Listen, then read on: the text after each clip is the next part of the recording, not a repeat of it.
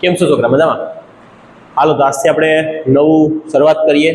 બી વિભાગ, સી વિભાગ અને ડી વિભાગના પ્રશ્નોની. આ પ્રશ્નો એવા છે કે જેને આપણે ખાસ કરીને લેખિત રીતે પ્રદર્શિત કરવાના છે. એમસીક્યુ વિભાગ તો એવો છે કે જેમાં રોકડા માર્ક કદાચ મળી શકે અને કપાઈ પણ શકે, બંને પોસિબિલિટી છે. આમાં આપણે બીસીડી વિભાગમાં આપણે પ્રશ્ન લખવો કેમ સરળ રીતે, કેમ કે બોર્ડના નિયમ પ્રમાણે પહેલા સમજી લેજો. બોર્ડના નિયમ પ્રમાણે કે તમે જે પ્રશ્ન પૂછાયો છે એનો જવાબ પ્રક્રિયાઓ કોપી ટુ કોપી લખવી પડે, પણ અન્ય જે ગુજરાતી શબ્દોને આવે છે એ શબ્દોમાં તમારે ભાવાર્થ બદલ્યા સિવાય પોતાની રીતે લખી શકાય. તો આપણે પ્રશ્ન લખતા કઈ રીતે શીખશું તે જોઈએ. હાલો, તો આજથી આપણે શરૂઆત કરીએ. 1.3 જે આપણી રાસાયણિક પ્રક્રિયાઓ છે એમાંનો પહેલો ટોપિક, જેને આ બે સ્પોર્ટમાં જોવામાં તકલીફ પડતી હોય, આપણી પાસે લાઇટિંગની ફેસિલિટી નથી, તો થોડુંક એડજસ્ટમેન્ટ કરી લેજો. એકાદો શબ્દ કદાચ કપાશે, વધારે કઈ તકલીફ નહીં પડે. તો આપણો પ્રશ્ન છે આજનો, અને આપણા ફેર નોટ બનાવતા હોય તો ફેર નોટ માટે પ્રશ્ન નંબર આપણો 3 કેમ કે આપણે બે કરી ગયા, લોખંડનું સારણ અને સાથે કરી ગયા પ્રકાશ સંશ્લેષણ. તો હવે પ્રશ્ન નંબર 2 અથવા 3 તમે જે લગાડો એ લગાડી શકો. પ્રશ્ન નંબર 3 ભાઈ, કે સંયોગી કરણની પ્રક્રિયા, સંયોગીકરણની પ્રક્રિયા એટલે શું?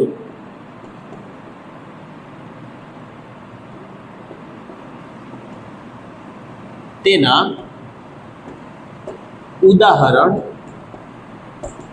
આપી સમજાવો. આ પ્રશ્ન લગભગ 3 માર્કમાં લીથામાં તમને જોવા મળશે. લીથો આ વખતે થઈ જશે તો શેર કરી દઈએ એની સાથે. લીથામાં તમને 3 માર્કમાં જોવા પડશે અને લગભગ માર્ચ 2023માં પૂછાયેલો અથવા તો માર્ચ 2025નો પ્રશ્ન છે. મને ખ્યાલ છે એવું 23નો છે, 23નો પ્રશ્ન છે, 23-24નો પ્રશ્ન છે. લીથામાં તમને જોવા મળી જાય. લીથાના 8 પ્રશ્ન છે, એ પ્રમાણે આપણે હાલવાનું છે. 8 પ્રશ્ન કરી લેવું એટલે લગભગ બુકમાં ટોટલ 11 પ્રશ્નો છે આખા પાઠમાં, અને એમાંથી આપણે ફક્ત 8 પ્રશ્નો બોર્ડમાં પૂછાયેલા છે. આખા પાઠના 11 પ્રશ્નો, જેમાંથી 8 આપણે કરવાના છે. તેમાંનો આપણો આજનો પહેલો પ્રશ્ન, સંયોગીકરણની પ્રક્રિયા એટલે શું? તો પહેલો જે આપણો પ્રશ્ન છે, સંયોગીકરણ એટલે શું, આ પ્રશ્નને આપણે વ્યાખ્યા સ્વરૂપમાં સમજાવવા અને પછીના ઉદાહરણ આપી સમજાવો. 3 માર્કમાં પીશું એટલે એક ઉદાહરણ આપો તો હાલ છે, અને એક ન આપો અને 2 ઉદાહરણ આપો તો હાલ છે. તમારી ઈચ્છા, તમારો લખાણ કેવું છે, તમારા અક્ષર ઝીણા છે, તમારે લખાણ લાંબુ કરવું પડે તો એ પ્રમાણે તમારી રીતે એડજસ્ટમેન્ટ કરવું. બંને ઉદાહરણ સિમ્પલ છે અને સરળતાથી 3 માર્ક મળે એવો પ્રશ્ન છે. આઈએમપી પ્રશ્ન છે આપણા માટે. આ જેટલા બોર્ડમાં આપણે બોર્ડ વર્ક કરશું બધા આઈએમપી પ્રશ્ન. તો શરૂઆત કરીએ. પહેલો પ્રશ્ન, સંયોગીકરણ. તો પહેલા સંયોગીકરણનો અર્થ સમજો. આ પાઠમાં આપણે 4 પ્રક્રિયા ભણવાની છે. સંયોગીકરણ એટલે શું, વિઘટન એટલે શું, વિસ્થાપન એટલે શું અને દ્વિવિસ્થાપન એટલે શું. અને એક્સ્ટ્રામાં એમસીક્યુ માટેની પ્રક્રિયા આવશે ઓક્સિડેશન રિડક્શન. તો એમાંની પહેલી પ્રક્રિયા આપણી સંયોગીકરણ. સંયોગીકરણની વિઘટન પ્રક્રિયાઓ એકબીજાની વિરોધી છે. કઈ રીતે વિરોધી? સંયોગનો અર્થ થાય ભેગું કરવું.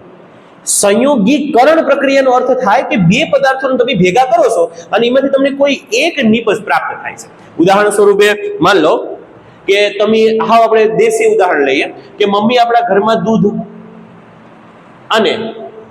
દૂધ પ્લસ છાશ ભેગી કરી અને દહીં બનાવે છે. આ સંયોગીકરણ પ્રક્રિયા છે. કઈ રીતે સંયોગીકરણ કહેવાય? આપણે આગલા લેક્ચરમાં ભણી ગયા. એરાની આ તરફના પ્રક્રિયક કહેવાય, આ તરફ નિપજ કહેવાય.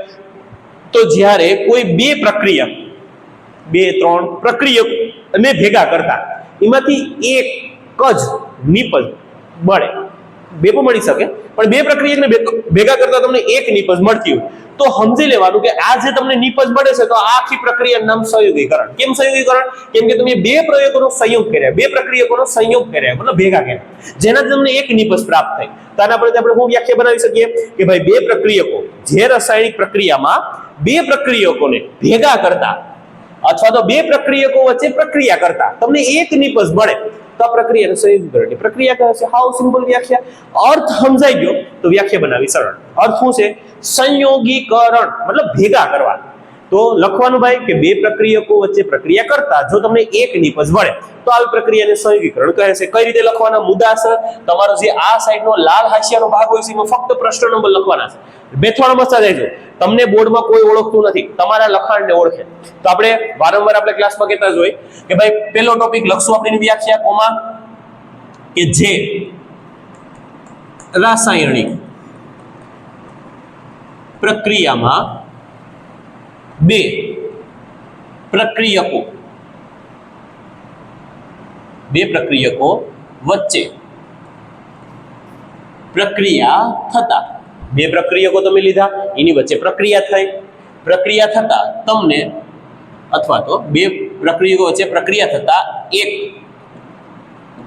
નિપજ મળે તો આવી પ્રક્રિયાને ડબલ કોમા મેન શબ્દ સંયોગીકરણ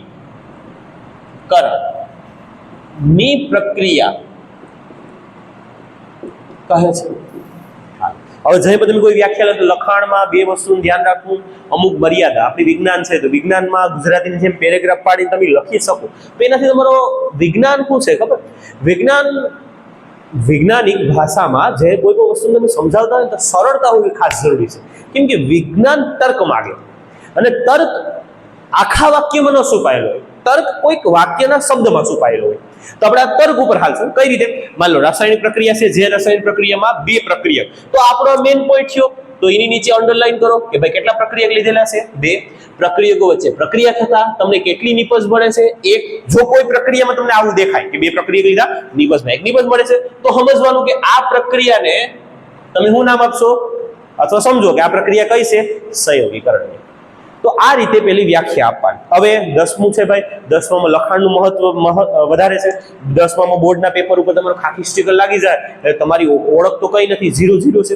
તો એ સમયે તમારી ઓળખ તમારું અક્ષર અને તમારું લખાણ છે. હવે લખાણ ઘણા લોકોની ટેવ કેવી હોય છે, લીટી નથી છોડતા, થોડોક જન્મ જાય તો અમુક લોકો કંજૂસ હોય છે, ભગવાને કંપની ફોલ્ટ આપ્યો હોય તો એ લોકો લખાણમાં બહુ તકલીફ કરે. લોંગ લખાણ બનાવવા માટે અમુક બેઝિક મુદ્દા કે જેનું કોઈ મહત્વ નથી પણ તમારે ઉમેરવા પડે. ઉદાહરણ તરીકે જો આપણે આમાં એક મુદ્દો ઉમેરીએ, એ હવે પછીના પ્રશ્નોમાં તમને પૂછાશે એના ઉદાહરણો, તો લખો કે ભાઈ અહીંયા લીટી છોડો. જો લીટી જ્યાં છોડવાની એના ફૂદડી કરતો જાવ, અહીંયા આપણે એક લીટી છોડો, કેમ કે લીટી છોડશું તો લખાણ લાંબુ બનશે. નવો મુદ્દો કે ભાઈ સંયોગીકરણ પ્રક્રિયાના ઉદાહરણ નીચે મુજબ છે. મને ખ્યાલ છે એ બ્લાઇન્ડ સ્પોટ છે, નહીં દેખાતું હશે, કઈ વાંધો નહીં, ક્યાંક એવું તકલીફ પડતું સમજાય જાય, બહુ તકલીફ નહીં પડે. હાલો તો હવે અહીંયા આપણે પાછી એક લીટી છોડશું. આ લીટી શું કામ છોડી? કેમ કે વધારે આપણે બે લીટી ખાવા, આનું મહત્વ કોઈ નથી. તમે બસ ખાલી એના ઉદાહરણ પીછા છે, ડાયરેક્ટ ઉદાહરણ શરૂ કરી શકતા હતા તમે, પણ આ લીટી જોડવાથી તમારી બે લીટી વધારે પ્રશ્ન લાંબો થઈ ગયો, જવાબ લાંબો થઈ ગયો. બસ આ જ કરવાનું છે. પ્રશ્ન નંબર લખો લાલ હાંસિયામાં, એરા મારો લાલ હાંસિયામાં, પેટા પોઈન્ટ બધી લાલ હાંસિયામાં, અને પછી અંદરથી લખાણ શરૂ કરો મુદ્દા સર. ત્યાં એમાં પેરેગ્રાફ છોડવાનો નથી. હાલો તો હવે આપણે ઉદાહરણ તરીકે સ્ટાર્ટિંગ કરીએ. તો પાછો નવો મુદ્દો લખશું કે ભાઈ ઉદાહરણ તરીકે, આમાં પણ તમે મગજ વાપરી શકો, હું વાપરી શકો. આ ઉદાહરણ તરીકે કરી લીટી છોડી દો, કરી શકાય. ઉદાહરણ તરીકે કરી અંદરના ભાગમાં આપણે શું છે સ્ટેપ બનાવવાના છે. કોઈ ઘરનો નકશો બનાવતો હોય તો જેટલા સ્ટેપ વધારે બનશે ને એટલું દેખાવ સારો આવશે, કેમ કે જેટલા ખૂણા વધારે દેખાય એટલું દેખાવ સારો મર્યાદામાં. તો આપણે શું કરશું આનો? હવે પેટા પોઈન્ટ લેવું હોય તો તમારું જે આ લાલ હાંસિયો આવતો હોય એની અંદર મુદ્દો બનાવો, ઉદાહરણ છે પેટા પોઈન્ટ કહેવાય. અને ન બનાવવો હોય તો તમારી ઈચ્છા. ઉદાહરણ તરીકે હું અંદર બનાવું. માન લો આ તમારો લાલ હાંસિયાનો ભાગ છે, તો લાલ હાંસિયાના અંદરના ભાગમાં રોમન આંકડામાં 1 કરો. જો ભાઈ લાલ હાંસિયાનો જે ભાગ હોય બોર્ડના નીતિ નિયમ પ્રમાણે એમાં પ્રશ્ન નંબર સિવાય 1 2 3 ન લખી શકાય, કેમ કે તો એ પ્રશ્ન નંબર ગણાય. એટલે આપણીમાં એબીસી રોમન આંકડામાં 1 2 3 આવડે તો, બાકી ખોટે ખોટો 1 2 3 કરીને પછી 3 પછી ચોથો લીટો હું આવે આપણે ખબર ન હોય તો રોમન આંકડામાં ન જવાય. તો પછી આપણે ક ખ ગ લઈ શકો, XYZ લઈ શકો, એબીસી લઈ શકો. એબીસીમાં 10 સુધી તો આપણે આવડતા છે. હા, તો હવે આપણે રોમન આંકડામાં 1 કરી, 2 ઉદાહરણ આપણે આપવા છે. તો 2 ઉદાહરણમાં 1 કરી અને પહેલું ઉદાહરણનું ગુજરાતી સ્વરૂપ લખશું અને પછી સમીકરણ લખશું. અહીંયા પણ તમે લીટી છોડી શકો. આ લીટી 1 છોડી, અહીં પહેલી લીટી છોડો ને અહીંથી લખવાની શરૂઆત કરો. તમારું લખાણ જો અક્ષર નાના તો તમારે લખાણ લાંબુ કરવાની જરૂર છે, બાકી નાના નાના અક્ષરમાં લખાણ બહુ ટૂંકું દેખાય, શિક્ષકને એવું લાગે કે તમે કાપી નાખી. તો આવા પ્રશ્નમાં તકલીફ નહીં પડે. આના પછીના જે મોટા પ્રશ્ન આવશે ને એમાં લખાણ તમારું બહુ નાનું લાગશે. તો લાંબુ કરવા માટે લીટી છોડવી તો તમારી ઈચ્છા, ન છોડવી તો વાંધો નહીં. અહીંથી સ્ટાર્ટ કરીએ ભાઈ કે પેલું ઉદાહરણ આપણી પાસે 4 સંયોગીકરણની પ્રક્રિયાઓ છે. અધર પ્રક્રિયાઓનો સાઈડમાં સમજાવો. તો પહેલા આ 2 પ્રક્રિયાઓ છે આપણે લખવા માટે જરૂરી છે. તો પહેલી પ્રક્રિયા કઈ? હાવ સિમ્પલ પ્રક્રિયા, પાણી બનાવવાની પ્રક્રિયા. એકમાં આપણે પાણી બનાવ્યું અને એકમાં કાર્બન ડાયોક્સાઇડ પરસેવા સ્વરૂપે પાણી ઉત્પન્ન કરીએ ને ધાવાડિયામાંથી સતત 24 કલાક આપણે કાર્બન ડાયોક્સાઇડ કાઢીએ. તો આ 2 વસ્તુ બનાવવાનું છે, મગજમાં ખૂતાડી દેવાનું. તો પાણીમાં 2 વાયુ છે, એક છે હાઇડ્રોજન, એક છે ઓક્સિજન. તો રાતે સ્ટાર્ટિંગ કરીએ ભાઈ કે હાઇડ્રોજન હાઇડ્રોજન અને ઓક્સિજન વાયુઓ કેટલા પ્રક્રિયક થયા? બે. વાયુઓ વચ્ચે પ્રક્રિયા થતા આપણે ખબર હશે હાઇડ્રોજન ઓક્સિજન ભેગું થાય એટલે શું બને છે? પાણી બને છે. હવે આમાં પણ તમારે અંડરલાઈન કરવી હોય તો કરી શકો. હું વસ્તુ તમે લીધી તમારે દેખાડવાના છે બે પ્રક્રિયક. તો આ પહેલો પ્રક્રિયક તમારો, આ બીજો પ્રક્રિયક હંમેશા પહેલા આવે અને નિપજ હંમેશા છેલ્લે આવે. બની ગયું. હવે આના સૂત્ર તો કોને ન બનાવતા આવડે? કાલના નીતિ નિયમ પ્રમાણે હાઇડ્રોજન એકલો વાયુ હોય તો બગડો કરવો, ઓક્સિજન એકલો હોય તો વાયુ કરવો બગડો, ટૂંકમાં વાયુ હોય તો. અને પાણીનું સૂત્ર તો બધાને સપનામાં આવતું હોય, H2O. હવે સમતુલન કરી દો. ઉદાહરણ પૂરું. માન લો ઓક્સિજન 2 છે, હાઇડ્રોજન તો બે જ છે. ઓક્સિજન 2 છે, અહીં ઓક્સિજન 1 છે, તો અહીંયા 2 કરવા માટે હું આગળ બગડો છું. ઓક્સિજન 2 થયા તો હાઇડ્રોજન 4 થઈ ગયા, તો અહીં 4 કરવા માટે પાછું બગડો કરતો. એટલે આ સંતુલિત થઈ ગયું. હવે જે લોકોને ખાલી અક્ષર લાંબા છે અને એટલું લખવું તો ખોટું ન પાડીએ. રસાયણિક પ્રક્રિયાનો 1 માર્ક, આનો અડધો માર્ક, અને બાકી દેખાવનો અડધો અને વ્યાખ્યાનો 1, 3 માર્ક મળી ગયા. પણ બને તો કંજુસાઈ નહીં. પ્રશ્ન થોડો કસ્તા લાંબો કરો. 2 ઉદાહરણ આપો અને બીજું ઉદાહરણ આના કરતા હેલું છે, ખાલી લખવું જોઈએ. શું કરવાનું છે તમારે? હવે જો પ્રક્રિયા છે તેની ઉપરની લીટી ખાલી હોવી જોઈએ, નીચેની લીટી ખાલી હોવી જોઈએ. આ તમારું પેજ છે તો પ્રક્રિયા એના વચ્ચેના ભાગમાં લખાવી છે. એનો દેખાવ આવવો જોઈએ. કેમ પાઠ્યપુસ્તકમાં દરેક પ્રક્રિયા વચ્ચે હોય, નો આ સાઈડ રાખે નો આ સાઈડ રાખે, તેમ વચ્ચે પ્રક્રિયા લખવી. હાલો હવે આ નીચે એક લીટી છોડી બીજું ઉદાહરણ લઈએ ભાઈ. બીજું ઉદાહરણ આના કરતા હાવ સિમ્પલ કે કોલસો. આપણે બધાને ખબર છે કોલસો અથવા તો લાકડાવાળી વસ્તુને તમે હવામાં સળગાવો એટલે એમાંથી ભાઈ ધવાળો નીકળે. ભાઈ એ લખવાનું છે કે કોલસા ને હવામાં સળગાવતા કાર્બન ડાયોક્સાઇડ વાયુ બને છે. અને ગુજરાતી સ્વરૂપ લખવાથી લીટી વધે, બાકી કઈ જરૂરી નથી. એમ ઉદાહરણ લખો તે હાલે. કોલસો છે, તમારી પાસે 2 પ્રક્રિયક થયા. પહેલો પ્રક્રિયક કોલસો, બીજી પ્રક્રિયક હવા, અને ત્રીજી પ્રક્રિયા નિપજ તમારા માટે મળી છે કાર્બન ડાયોક્સાઇડ. તો તમારી જે નિપજ મળી છે એ પાછળ લખીએ, પહેલા આપણે બેના સૂત્ર બનાવીએ. કોલસાનું સૂત્ર હું તો હાવ સિમ્પલ ભાઈ, વચ્ચે જ લખવાનું, પછી પ્રક્રિયા લીટી છોડીને. કોલસો એટલે કાર્બન. હવાનું કોઈ થોડું સૂત્ર છે, પણ હવામાં રહેલો જે વાયુ જે દુનિયાની તમામ વસ્તુને સળગાવે છે એનું નામ તમને ખ્યાલ હશે. કોણ છે? તો કે ઓક્સિજન. કાર્બન પ્લસ ઓક્સિજન સાથે મળી બનાવે કાર્બન ડાયોક્સાઇડ. આનું સૂત્ર પર સપ્લાયમાં આવતું હોય CO2. પ્રક્રિયા બોલ. આમ તમે કોઈ પણ સમીકરણને સરળતાથી મેથડથી કઈ રીતે પહેલા લખો વ્યાખ્યા કે જે રસાયણિક પ્રક્રિયામાં 2 પ્રક્રિયકોમાંથી એક નિપજ બને. તમારી ભાષામાં લખો તો લખી શકાય કે ભાઈ જે રસાયણિક પ્રક્રિયામાં 2 પ્રક્રિયકોમાંથી એક નિપજ બનતી હોય, આવું લખો, કઈ વાંધો નહીં. ફેરવો થોડું, એમ લખો કે જે રસાયણિક પ્રક્રિયામાંથી ઘણા બધા પ્રક્રિયકમાંથી એક નિપજ બને. મહત્વ આનો છે કે નિપજ 1 અથવા 2 બનવી જોઈએ અને 2 પ્રક્રિયક હોવા જોઈએ. આના પછીના વિઘટનમાં ઉલટું થઈ જાય. પ્રક્રિયક લેખું 1, નિપજ બનશે 2, અને કરતા ઉલટું. તો આ હાઇડ્રોજન ઓક્સિજન સાથેની પ્રક્રિયા અને કોલસોથી હવામાં સળગાવતા કાર્બન ડાયોક્સાઇડની પ્રક્રિયા 2 ઉદાહરણ લખી શકાય. આમાં કોઈ તમારો 1 માર્ક ન કાપી શકે. આ રીતે લખી સ્ક્રીનશોટ લઈ લો. આપણે નવા પ્રશ્નની શરૂઆત કરીએ. હાલો તો સ્ક્રીનશોટ લઈ લીધો. હવે આપણે સંયોગીકરણની અન્ય પ્રક્રિયાઓની જરાક મેથડ સમજી લઈએ. અન્ય પ્રક્રિયાઓમાં સંયોગીકરણની એક બીજી પ્રક્રિયા છે. હવે એના માટે આપણે પહેલા તો કોલસાના ચૂનાના 3 સ્વરૂપે યાદ હોવા જોઈએ. આપણા માટે MCQ છે અને MCQ બુકમાં લખજો. હા, હું MCQ છે ભાઈ, તો ધ્યાન દેજો જરા કે ચૂનાના 3 પ્રકાર છે. એક છે કેલ્શિયમ ઓક્સાઇડ, એક છે કેલ્શિયમ હાઇડ્રોક્સાઇડ અને એક છે કેલ્શિયમ કાર્બોનેટ. હવે આના ઉપનામ છે, બીજું કઈ વધારે નથી. આના શું નામ છે? ઘણી વખત નામ ઉલટા પૂછાય છે. અમારે તમે ચોક પૂછી લીધું કે ચોકનું સૂત્ર હું તો હવે આરસપાણાનું સૂત્ર પૂછી લીધું તો આપણે હલવાઈ જાય. તો જરાક ધ્યાન આપજો. આના સૂત્ર આપણે ખાલી જોવાના છે, નામ ઉપનામો. આ જે છે ને આ કોણ છે? તો કે જ્યારે તમે પથ્થર જેલા કાદીના પાંડા હોય એ કાદીના પાંડાને ચૂના ભઠ્ઠીમાં તમે ગરમ કરી અને જે પાવડર મળે એ ચૂનો છે. એ ચૂનાનું બીજું નામ શું છે? તો ભાઈ કે આને કહેવાય કડી ચૂનો. આને કહેવામાં આવે છે કડી ચૂનો. બીજું આનું નામ શું છે ભાઈ? તો આને નામ આપવામાં આવે લાઈમ.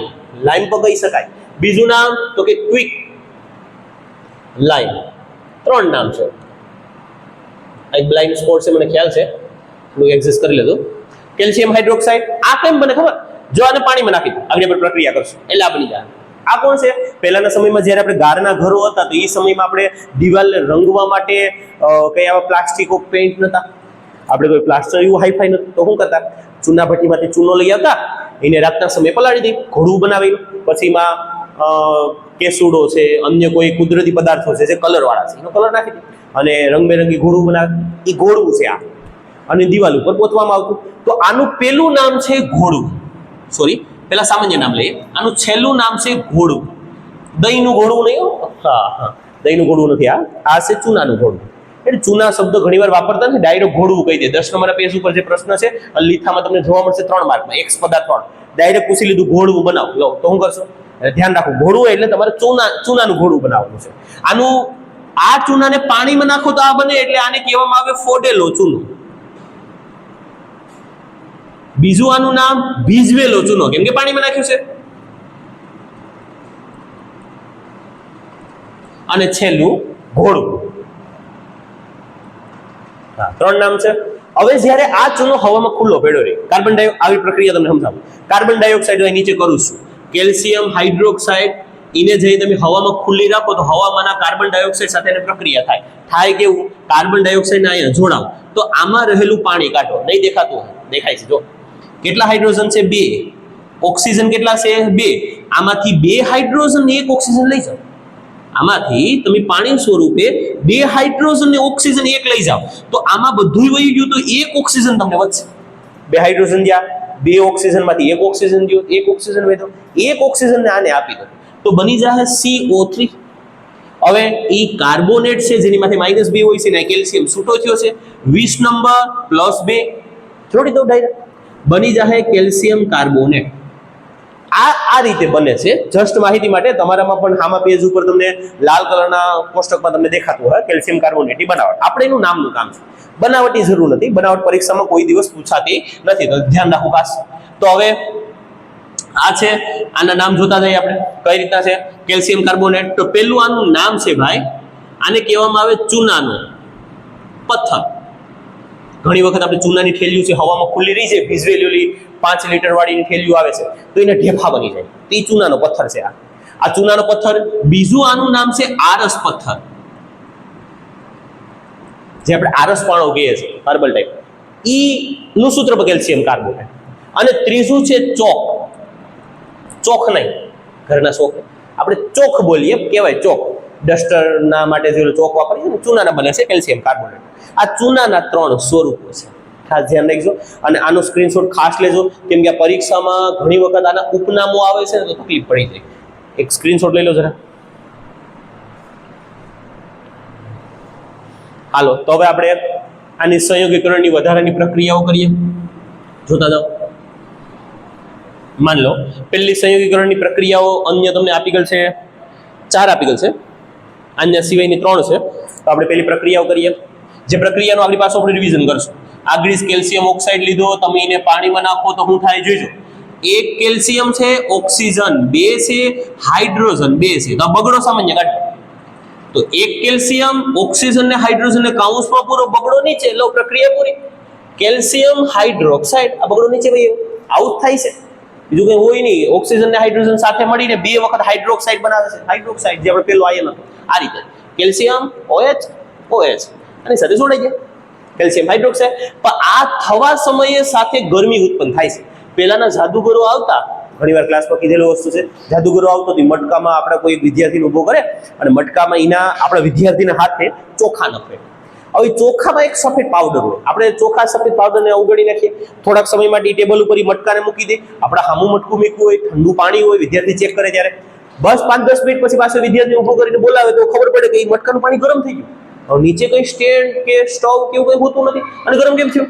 તો ઘણા લોકો વિચાર મળીએ કે જાદુ કેમ? જાદુ એ કઈ કર્યું નથી, રાસાયણિક પ્રક્રિયા થઈ છે. શું થઈ છે કે ચૂના એ ચોખા સાથે ચૂનો નાખે છે, કડી ચૂનો. કડી ચૂનો જ્યારે પાણીમાં જાય તો કડી ચૂનાનું દ્રાવણ બને સફેદ કલરનું. આમ તો આપણે ચોખાને પાણી નાખીએ એટલે સફેદ પાણી થઈ જ જાય.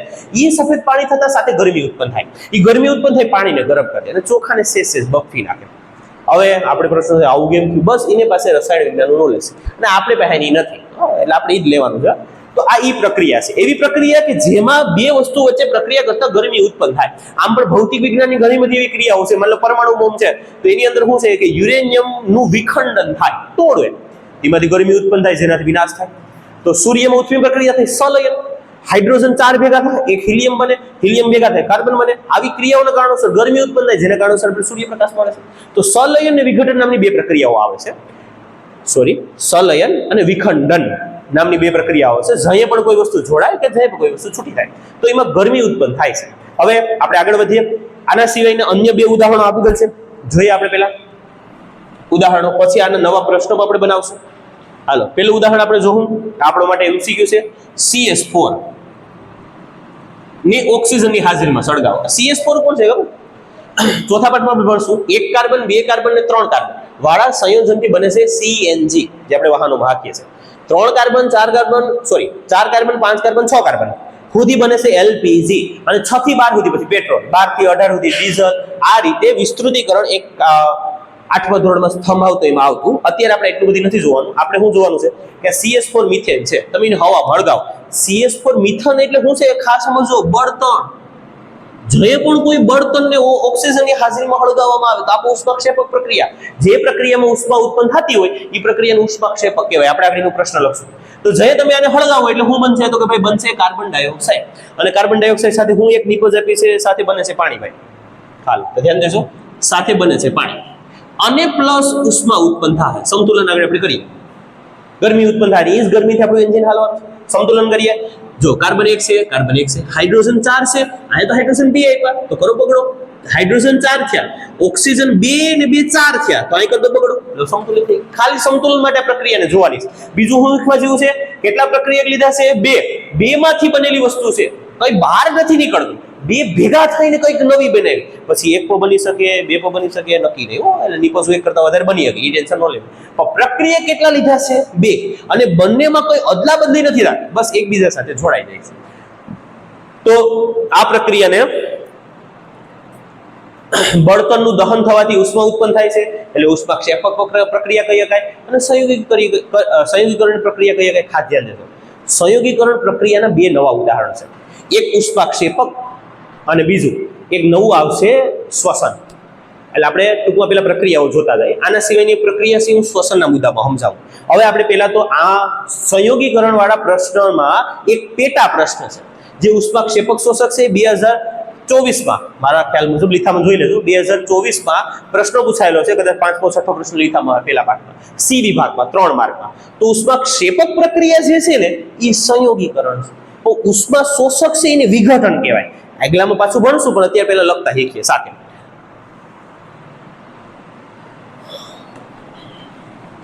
આનો પેટા પ્રશ્ન છે, ધ્યાન દેજો ખાસ. એટલે આ પ્રશ્નને ચેક તો નથી, એની નીચે જ આપણે નવો પ્રશ્ન આપી દઈએ કે ઉષ્માક્ષેપક અને ઉષ્મા શોષક પ્રક્રિયાના તફાવત આપો. આપણા માટે પ્રશ્ન નંબર 4, ઉષ્માક્ષેપક અને ઉષ્મા શોષણ પ્રક્રિયાઓ સમજાવો. કેમાં? તો કે ભાઈ તફાવત સ્વરૂપે.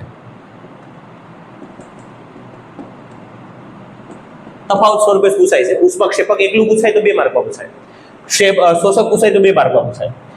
અને આ માર્ચ લગભગ 2024માં પૂછાયેલો પ્રશ્ન છે, આપણા માટે મોસ્ટ આઈએમપી. 23-24 ના પ્રશ્નો 26 માટે મોસ્ટ આઈએમપી. 25 વાળા પ્રશ્ન 10% પૂછાવાની શક્યતા, બાકી આ બધાને 90%. આના ઉપર વધારે ભાર દેવો. લીથામાં 24, 23, 22 સાલ દેખાય એને મૂકવા જ નહીં, પહેલેથી કરી લેવા. 20-21 તો બહુ છેટા થઈ જાય, અને ઘણા ટોપિક હું 2023 પછી નવી વિજ્ઞાન નીકળી ગયા છે. એ પ્રશ્ન શું કે આપણે લીથામાં લીધા પણ નથી.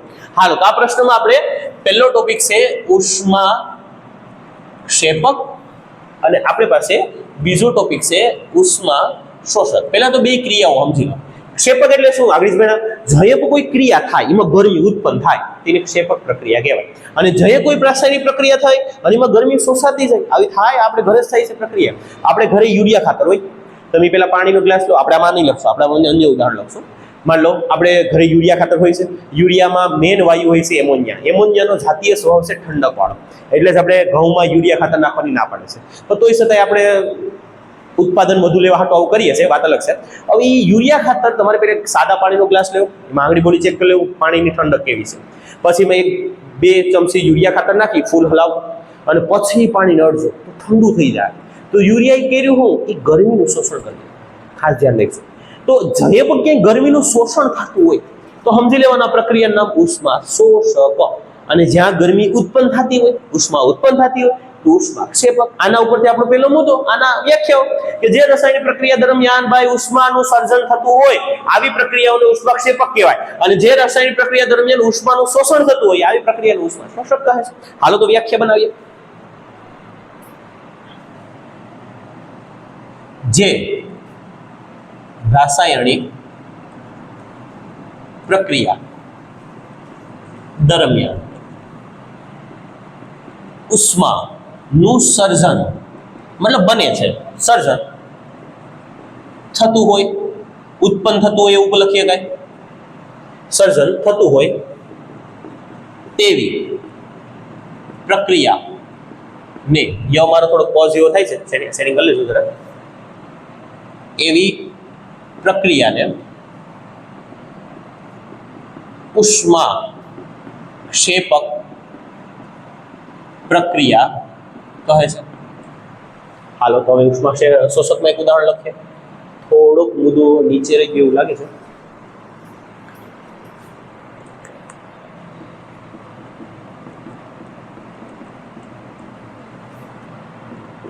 જે રાસાયણિક પ્રક્રિયા, જોડણીમાં ભીલો હવે થોડી, પ્રક્રિયા દરમિયાન, મેન શબ્દ ઉષ્માનું શોષણ થતું હોય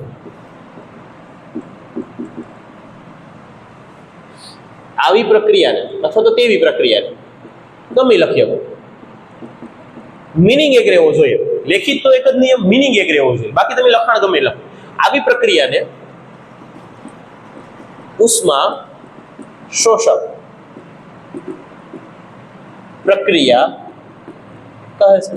હાલો મેન પોઈન્ટ નીચે અંડરલાઈન કરવો ફરજિયાત, કેમ કે મેન પોઈન્ટ નીચે જ્યારે તમે અંડરલાઈન કરો ને તેનું મહત્વ કેટલા ગણું વધી જાય. ઈ શબ્દ મતલબ આપણે શિક્ષકને મજબૂર કર્યા આ પોઈન્ટ ઉપર ધ્યાન દેવા માટે. હવે તમને મને બધાને ખબર છે કે ભાઈ જે બોર્ડમાં પેપર ચેક થતા હોય તો શિક્ષકો ABCD વિભાગ પ્રમાણે ચેકિંગ કરતા હોય છે, પણ ના થોડી ઉતામળ વધારે હોય છે. શિક્ષકોને થોડું ધ્યાનમાં જવાનું હોય એવો પ્રશ્ન હોય, એવું નથી, પણ થોડોક જાતીય સ્વભાવ એવો હોય છે કે પૈસા ઓછા મળતા હોય, આશે દેશે અન્ય પ્રશ્ન હોય, જેના કારણોસર ટૂંકમાં પ્રશ્ન ચેકિંગ કરતા હોય છે. પણ ઘણી વખત શિક્ષકોને હારા પેપર જ્યારે મળે છે ને ત્યારે એની સ્પીડ વધી જાય છે ચેક કરવાનું, કેમ કે એવું લાગે છે કે વિદ્યાર્થીને ટેલેન્ટ થોડું વધારે છે. એવા સમયે આ અંડરલાઈન આપણે બહુ કેમ લાગશે. અંડરલાઈન કરી આપણે ભાઈ કે જે રાસાયણિક પ્રક્રિયામાં ઉષ્માનું સર્જન થતું હોય આવી પ્રક્રિયાનું ઉષ્માક્ષેપક કહેવાય. તો શિક્ષકનું કામ સરળ થઈ ગયું, 3 શબ્દો ઉપર ભાર દે, ઉષ્મા સર્જન, ઉષ્માક્ષેપક. આમાં તો કે ઉષ્મા શોષણ તો ઉષ્મા શોષણ, એનું ધ્યાન, એનું કામ ઓછું કરો, એનું કામ ઓછું તો તમારે માર્ક વધુ. સિમ્પલ. હાલો તો આપણે જે મોલામાં કરીશું એકીકરણમાં એક લખશું એનું ઉદાહરણ. તો ટોપિક બનાવશું આ રીતે કે ભાઈ ઉદાહરણ તરીકે એક લીટી દરેક વસ્તુ છોડી દેવાની. પછી આ 5મી લીટીમાંથી આપણે મુદ્દો શરૂ કરીએ છીએ તો ઓલી સાઈડમાં 5મી લીટીમાંથી મુદ્દો શરૂ થવો જોઈએ. હવે આમાં ઉદાહરણ સ્વરૂપે આપણે કઈ જે આપણે પહેલી પ્રક્રિયા લીધી ને એને આપણે લઈએ કે ભાઈ કડી ચૂનાની પાણી સાથે પ્રક્રિયા કરતા ફોડેલો ચૂનો બને છે. ફોડેલો ચૂનો બને છે અને સાથે શું ઉત્પન્ન થાય છે તો કે ઉષ્મા ઉત્પન્ન થાય છે. હાલો તો હવે આ લખી એક લીટી છોડો અને પાછું વચ્ચે સેન્ટર પોઈન્ટ લઈ અને શરૂઆત કરીએ. કડી ચૂનો તો આગળ જ આપણે એનું સૂત્ર લખ્યું CaO. કોની સાથે પ્રક્રિયા કરે છે? પેલો કડી ચૂનો આપણા માટે પ્રક્રિયા કોની સાથે કરે છે તો કે પાણી. તો શું બને છે તો કે ભાઈ ફોડેલો ચૂનો બને છે અને સાથે ઉષ્મા ઉત્પન્ન થાય છે. 4 શબ્દની અંડરલાઈન કરી, 4 ને જ આપણે સમજાવવાના છે. આ કેલ્શિયમ ઓક્સાઇડ આગળ આપણે કર્યું હતું એ જ રીતે સૂત્ર. પાણી સાથે પ્રક્રિયા કરી, 1 કેલ્શિયમ 2 ઓક્સિજન 2 હાઇડ્રોજન કોમન કાઢો, 1 કેલ્શિયમ ઓક્સિજન હાઇડ્રોજન પૂરી દો, નીચે બગડો. કાયદેસર આયન રીતે કરાય, પણ સૌથી સરળ પદ્ધતિ જે તમને લાગે એની રીતે કરાય. અથવા તમે આ રીતે કરો, ઓક્સિજન આને આપી દો. એક પાણી હોય ને, પાણીની અંદર 1 પ્લસ હોય તો 1 માઇનસ આયન હોય. આવું આપણે અત્યારે માની લો. અહીંથી 1 ઓક્સિજન આવી ગયો તો ઓક્સિજન આને આપી દો. લવ થઈ ગયા 2 OS. 1 ઇલેક્ટ્રોન આનો લઈ જાય, પેલો OS, બીજો ઇલેક્ટ્રોન બીજો લઈ જાય, કેમ કે આ હાઇડ્રોક્સાઇડ નામનો આયન છે જેમાંથી -1 ઇલેક્ટ્રોન જોતો હતો. હા, તો આમ બનીને કેલ્શિયમ હાઇડ્રોજન કોઈ પણ મેથડથી પાકું કરો અને સાથે એક વસ્તુ ઉત્પન્ન થાય, એ શું છે? ઉષ્મા. આ થઈ ગઈ ઉષ્મા ઉષ્માક્ષેપક પ્રક્રિયા, જેમ આપણે ઉષ્મા ઉત્પન્ન કરી. હવે શોષક કરવા હાટુ તમારે વિઘટન પ્રક્રિયા લેવી પડશે. તો આમાં આપણે શું લેવું ઉદાહરણ, પાછી આગળ કાલે આપણે આગલા લેક્ચરમાં આનું બનાવટ પાછી શીખાડીશ, તો એ છતાં અત્યારે થોડું ઘણું શીખાડી દઉં કે ભાઈ ઉદાહરણ તરીકે જો એક દ્રાવણ છે જેનું નામ છે AgCl. સૂત્ર લખો તે હાલે અને સૂત્ર ગુજરાતી નામ લખો તે હાલે. હું સૂત્ર લખીને કામ કરું, કામ હેલું બનાવે, અઘરું નહીં. AgCl એટલે સિલ્વર ક્લોરાઇડ ના દ્રાવણને સૂર્ય પ્રકાશમાં રાખતા Ag અને Cl2 વાયુ અલગ થાય છે. જો આમાં શું હતું, એક પ્રક્રિયક હતો ને બે નિપજ હતી, એટલે વિઘટન પ્રક્રિયા થઈ. કાલે આપણે ભણશું આને, આની પાછી ભણશું અને પાછી લખશું આને. આ સેમ પ્રક્રિયા. તો AgCl નું દ્રાવણ હતું, લો તો આ પ્રક્રિયા તો હાવ હેલી. પેલો પ્રક્રિયક કોણ, તો કે ભાઈ AgCl નામનો પ્રક્રિયક છે. અને ક્યાં રાખ્યું તો તમારે એના ઉપર લખવું પડે ભાઈ ખાસ. વિઘટન પ્રક્રિયાઓ કોના હાજરીમાં થાય છે તમારે લખવું પડે. તો કોની હાજરીમાં થયું ભાઈ, તો કે કોની હાજરીમાં થયું, સૂર્યપ્રકાશ. તો એના ઉપર લખો કે સૂર્યપ્રકાશની હાજરીમાં પ્રક્રિયા થાય. તો હું છૂટું પડ્યું છે Ag અને Cl2 ઈ હાટું લખી ગયેલ છે ભાઈ કે વાયુ છે. તો નીચે બગડો કરી દો, બની ગયું AgCl, Ag અલગ, Cl2 અલગ. હવે સંતુલન કરવું પડે એમ છે, કેમ કે આ સાઈડના ત્રાસમાં ક્લોરીન 2 છે, અહીંયા ક્લોરીન 1 છે, તો કરો બગડો. થઈ ગયા ક્લોરીન 2, તો ચાંદી પર 2 થઈ ગયા, તો અહીંયા બગડતો બગડો. લવ થઈ ગયું સંતુલન. હીટ એન્ડ ટ્રાયલ 3 સ્ટેપ પૂરી. હાલો હવે આપણે શું કરશું, રાસાયણિક પ્રક્રિયા પૂરી. પણ આમાં કેમ એને ઉષ્મા શોષક કીધી, હવે સમજો. તમને મને બધાને ખબર છે, ઉનાળા દરમિયાન કોઈ પણ જગ્યાએ કે કોઈ પણ બાહ્ય વિસ્તારમાં ક્યાં આપણું પાણી બહાર પડ્યું રહે ને તે ગરમ થઈ જાય. આ ગરમ ન થાય. કેમ ગરમ ન થાય, કેમ કે આ ગરમીનું શોષણ કરે. જો AgCl નામના દ્રાવણમાં રહેલા ક્લોરીન વાયુ, આ છે ને ઓછો સક્રિય તત્વ છે, આગળ આવશે ત્રીજા પાઠમાં. તો ક્લોરીન નામના વાયુને વાતાવરણમાં વાયુ અવસ્થામાં જવું, સૂર્યપ્રકાશ મેળ્યો, તો Ag નામનો વાયુ સૂર્યપ્રકાશની જેટલી ગરમી છે એનું શોષણ કરી ગયા, થઈ ઉષ્મા શોષણ કરી અને ચાંદી સાથે ક્લોરીન દૂર થઈ ગયું. આનો આપણે એક મોસ્ટ ટાઈમ MCQ ભણશો, રંગ પરિવર્તન. AgCl નો રંગ સફેદ હોય, આગળ MCQ માં કરાવો, આ ટોપિક પૂરો થાય ને, સોરી વિઘટન પૂરો થાય એટલે કરાવે. AgCl નો રંગ સફેદ હોય, એના દ્રાવણને સૂર્યપ્રકાશમાં મૂકી દો એટલે Ag બની જાય રાખોડી કલર બદલી જાય. એમાં ચાંદી એકલો રહ્યો, ક્લોરીન ઉડી ગયો. તો આ એક વિઘટન પ્રક્રિયા હતી જેમાં ઉષ્માનું શોષણ થયું. દુનિયાની તમામ વિઘટન પ્રક્રિયા ઉષ્મા શોષક છે અને દુનિયાની તમામ સંયોગીકરણની પ્રક્રિયા એ ઉષ્માક્ષેપક છે.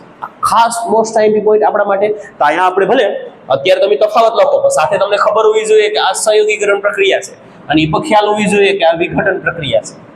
આ ટોપિક આપણા બુકમાં નથી, આ નવનીતનો ટોપિક છે, નવનીતમાંથી જ બનાવેલો છે. એક વખત સ્ક્રીનશોટ લઈ લો. મોસ્ટ ટાઈમ પ્રશ્ન રહેશે આપણા માટે ઉષ્માક્ષેપક અને ઉષ્મા શોષક. 3 માર્કમાં પરફેક્શન સાથે લખવાનું છે ભાઈ આ પ્રશ્નને.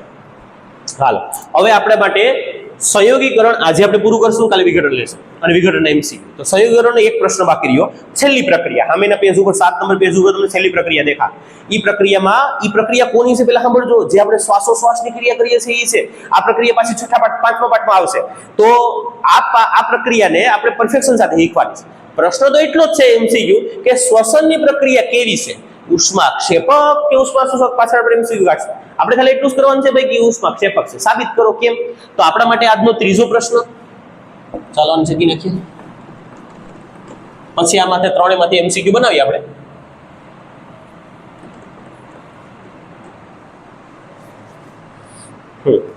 તો આપણા માટે પ્રશ્ન નંબર 5, સોરી હા વાંધો નહીં, હાલો પ્રશ્ન નંબર આપી જ દઈએ. આ પ્રશ્ન નંબર આપણો 5 છે કે ભાઈ, અને સ્વાધ્યાયનો પ્રશ્ન નંબર 10 છે કે શ્વસન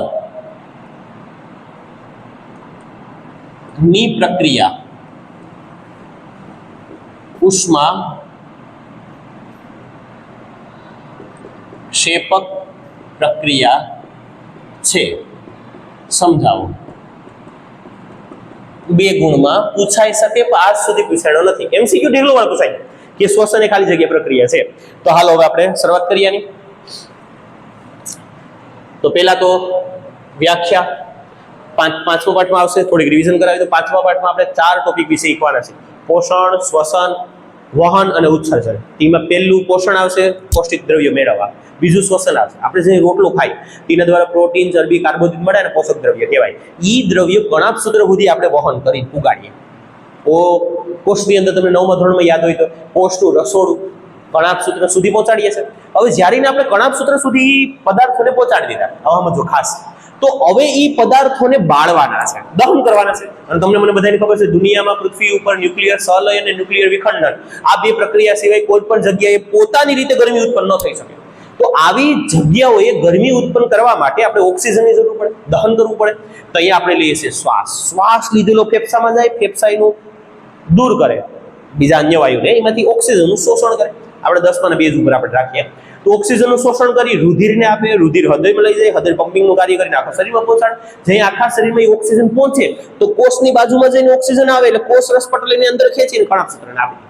કણાભ સૂત્ર પહેલેથી કાર્બોદિત પદાર્થો હોય છે એ ઓક્સિજનની હાજરી બાળી અને ખોરાક બનાવે છે. તો આ કાર્બોદિત પદાર્થોનું દહન છે.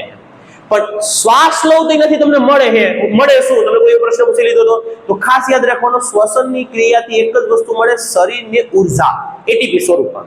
એટલે આ ઉર્જા ઉત્પન્ન થાય છે આમાં, એટલે આનું નામ ઉષ્માક્ષેપક કહેવામાં આવે. કઈ રીતે? તો આપણે પહેલા વ્યાખ્યા લખશું કે ભાઈ એરો મારીને શ્વસનની વ્યાખ્યા કે જે આ પાછી લખશું આપણે 5મા પાઠમાં, જે ક્રિયા દ્વારા સજીવો ઉર્જા મેળવે છે. ઉર્જા કહો તમે, ઉષ્મા કહો, ગમે કહો, ઉર્જા મેળવે તે ક્રિયાને, શ્વસન આપણે ક્રિયા કરીએ છીએ, તે ક્રિયાને સજીવોમાં શ્વસન કહે છે.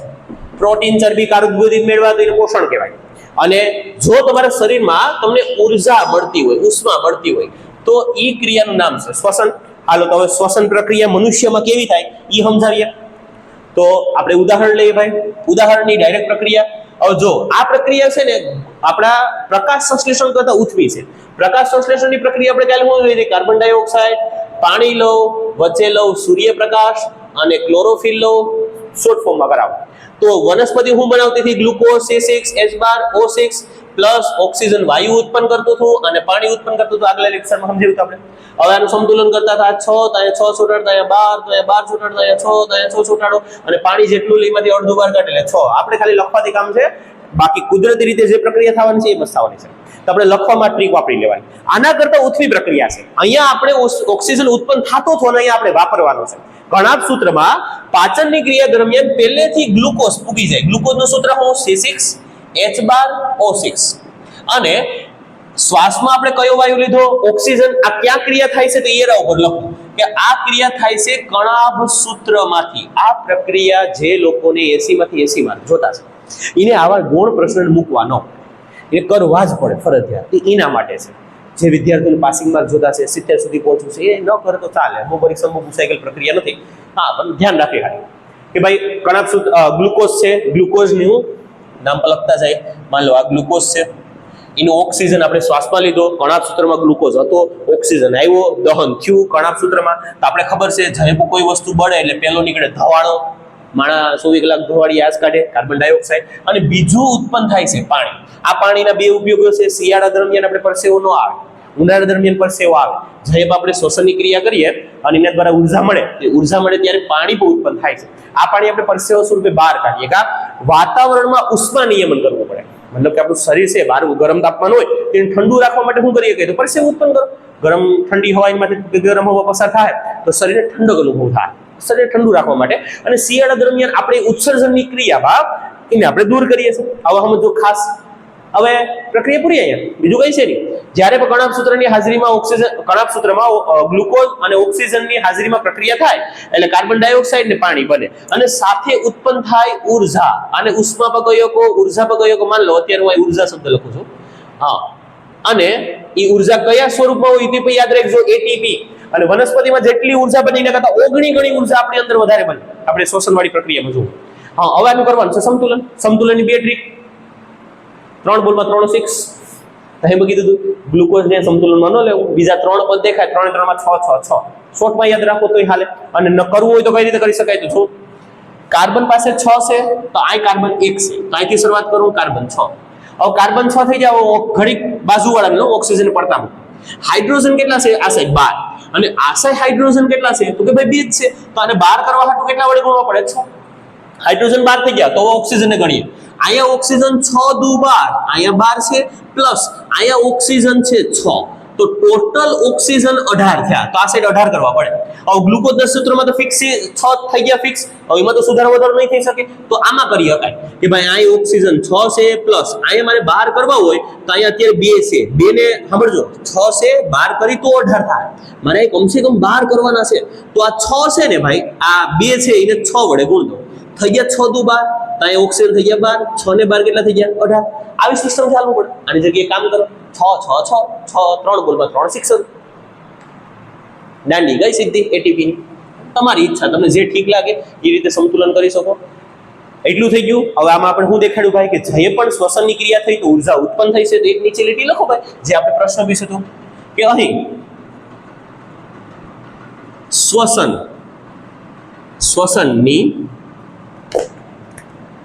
અહીં શ્વસનની ક્રિયા દરમિયાન ઉર્જા એટલે આપણે એને એટીપી પર કહી શકીએ અને ઉષ્મા પર કહી શકીએ, મુક્ત થતી હોવાથી શ્વસન ને ઉષ્મા ક્ષેપક પ્રક્રિયા કહી શકાય. લો આપણું જે સાબિત કરતા હતા કે ભાઈ આપણે શ્વસનની પ્રક્રિયા ઉષ્માક્ષેપક હતી એ આપણે સાબિત કરી. આ રીતે શ્વસનનો પ્રશ્ન લખી શકાય. આ ખાલી ગ્લુકોઝ બનાવવાની પ્રક્રિયા હતી વનસ્પતિની. આ 3 પ્રશ્ન થયા. આજે અહીંયા સુધી રાખશું. હવે સાંભળજો, પહેલો પ્રશ્ન 3, બીજો પ્રશ્ન 3 અને ત્રીજો પ્રશ્ન 2. 8 માર્કના પ્રશ્ન છે, અને બની શકે કે આ વખતે તમને આ 3 પ્રશ્નોમાંથી ખાસ કરીને 2 પ્રશ્નોમાંથી બોર્ડમાં એક દેખાયો, એટલે જરાક આ પ્રશ્નનું ભારણ વધારે રાખજો. આ 3 સંયુક્ત પ્રશ્નો હતા, કેમ કે સહયોગીકરણ પ્રશ્નના જ આ પેટા પોઈન્ટ હતા, એટલે અહીંયા સહયોગીકરણ પ્રશ્ન પૂરા થયા. હવે આપણે કરશું એના એમસીક્યુ પર સાઈડમાં કરાવી દો, એટલે એક સાથે તમારા સ્ક્રીનશોટમાં પતી જાય. અલગથી કરવા હોય તો સ્ક્રીનશોટ લઈ લો, અલગથી કરીએ. ચાલો હાલો, સ્ક્રીનશોટ લઈ લીધો, બસ આવું સિમ્પલ છે. ઉર્જા મેળવવાની ક્રિયા છે શ્વસનની, એટલે ઉર્જા ઉત્પન્ન થાય છે પ્રક્રિયામાં. ગ્લુકોઝ લેવો, ઓક્સિજનની હાજરીમાં બાળવું, શું બને છે તો કાર્બન ડાયોક્સાઇડ અને પાણી. આ ધવાડીયાથી આપણે બહાર કાઢીએ અને પરસેવો સ્વરૂપે બહાર કાઢીએ, અથવા તો ઉત્સર્જનની ક્રિયામાં બહાર કાઢીએ. તો બસ 6 6 6 સંતુલન કરી નાખો, સાથે એટીપી ઉર્જા ઉત્પન્ન થાય છે એટલું લખી નાખો.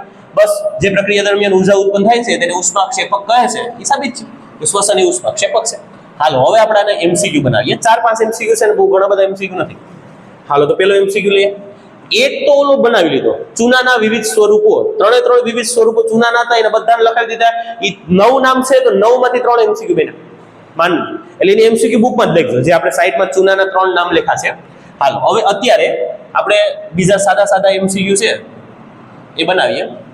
માન લો પહેલો એમસીક્યુ છે આપણી પાસે કે સંયોગીકરણની પ્રક્રિયામાં કેટલા પ્રક્રિયકમાંથી કેટલી નિપજ બને છે, ને આ બધાને આવડે છે, તો આપણે પ્રશ્ન નથી લખતા. એની જગ્યાએ બીજો પ્રશ્ન લઈએ છે ભાઈ કે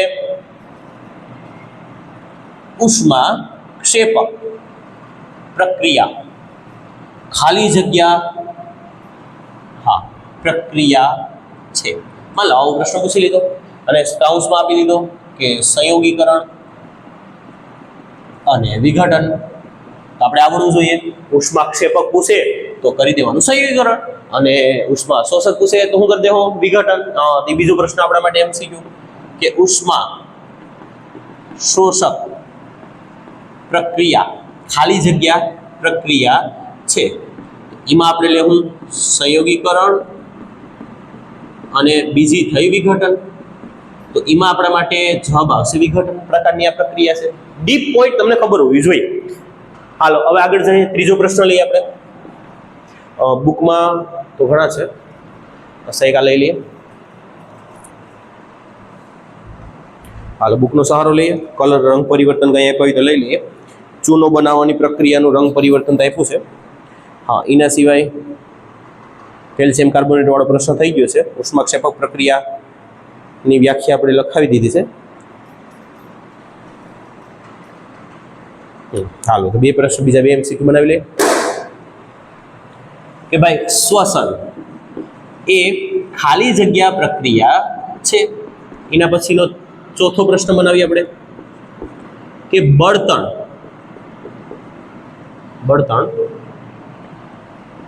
નું દહન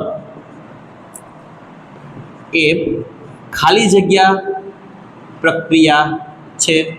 બેમાં ઉદાહરણ સેમ જ રહે, ઉષ્મા ક્ષેપક અને ઉષ્મા શોષક. આમાં પણ ઉષ્મા ક્ષેપક અને ઉષ્મા શોષક. જો સાંભળજો, શ્વાસ લઈએ ગરમી ઉત્પન્ન થાય ઉષ્માક્ષેપક, તો આને ખાલી ઉષ્માક્ષેપક ન કહેવાય, સંયોગીકરણ કહેવાય. આ બધા સંયોગીકરણના પેટા હોય છે. એમ બળતણનું જોઈએ તમે દહન કરો, પેટ્રોલ ડીઝલ કેરોસીન કોઈ પણ વસ્તુ ઈંધણનું તમે દહન કરો, તો ઈંધણ દહન થાય ત્યારે પણ ગરમી ઉત્પન્ન થાય તો પછી ઉષ્માક્ષેપક પ્રક્રિયા થાય. આવો પ્રશ્ન બોર્ડમાં પૂછાય છે ને તો આપણે વિચારવા માટે મજબૂર કરી દઈએ કે શું આવે. બળતણનું દહન તો સાહેબ નથી ખેડ, પછી CS4 જે મિથેન હતો એ જ બળતણ છે. હાલો છેલ્લો પોઈન્ટ જે તમને શ્વસનની પ્રક્રિયા નીચે આપેલો છે, 5મો MCQ કે જઈએ તમે વનસ્પતિ પદાર્થોને સળવો, મતલબ આપણે ગાયનું છાણ મળમૂત્ર આપણે એક જગ્યાએ ભેગા કરીએ, એ ઉકળાના ભાગમાં જ્યારે ખાતર બને છે, વિઘટન થઈને ખાતર નિર્માણ પામે છે, એ કઈ પ્રકારની પ્રક્રિયા છે એ પણ ધ્યાન રાખજો. એ પણ ઉષ્માક્ષેપક છે. જઈ પર તમે હટાવીને જોઈજો જરાક માથેથી જે આપણે ખાતરનો ભાગ છે ને હટાવીને જોઈજો તો અંદરથી તમને ગરમ હૂંફ આવશે. એ ગરમી પ્રકાશની હતી, હાવ તળિયે જાવ તો ગરમ હૂંફ મળશે. એ શું છે? વિઘટનની ગરમી છે કે અંદર જે પદાર્થો સેડાશે એના દરમિયાન ગરમી ઉત્પન્ન થાય છે. તો આપણે છેલ્લી લીટીમાં ટીક કરજો ભાઈ કે વનસ્પતિ પદાર્થોમાંથી